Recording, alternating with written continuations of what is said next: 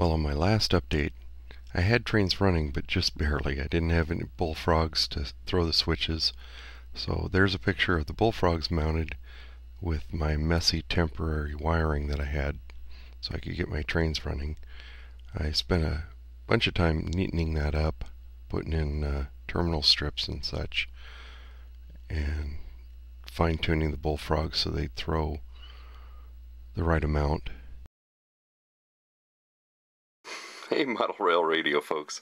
I've been out in the layout room, got the shelf layout set up, and been running trains back and forth and just fine-tuning track work and making sure everything rolls through it okay.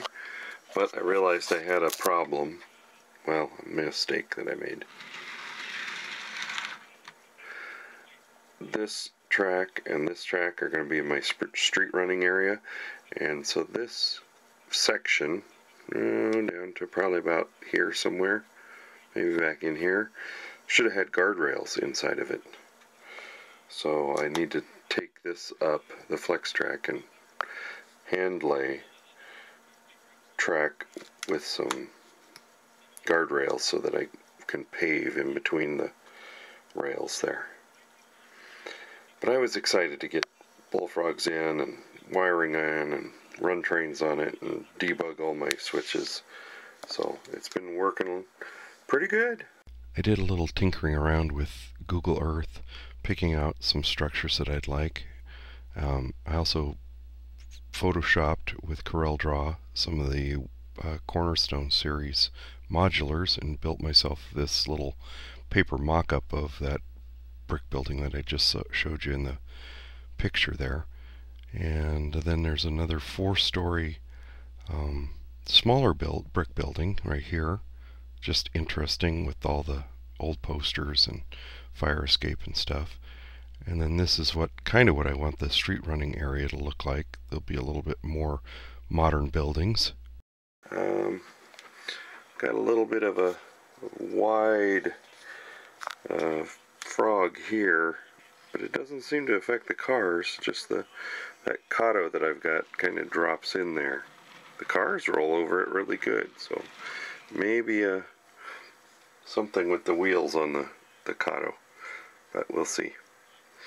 So the other thing I've been doing, my Fremo group has a show coming up in Chehalis in October, and I pulled off the Shinohara Code 70 that I had on these two modules and put in Atlas Code 55, and today I just finished building these transport supports to help to tie these two together so I can get them in and out of the truck easier.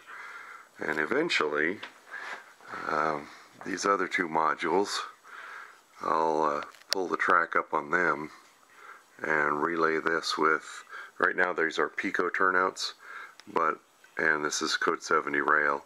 I'm going to pull this up and put hand-built turnouts in, but I have to figure out how to put a bullfrog underneath that foam, and we'll see how that works. And then the other thing I did today, a skyboard, and my plan is to put it on an easel, and you can, other modular groups could borrow it if they're set up in the same place, and that way you wouldn't have people in the background. You could set this on an easel and put it behind a module that you're running your train across and get a picture. And yeah, it looks kind of spotty, but that's what I could do with a rattle can. And you could, if you have a background that's somewhat constant value, you can always go back in and Photoshop some other scenery in the background.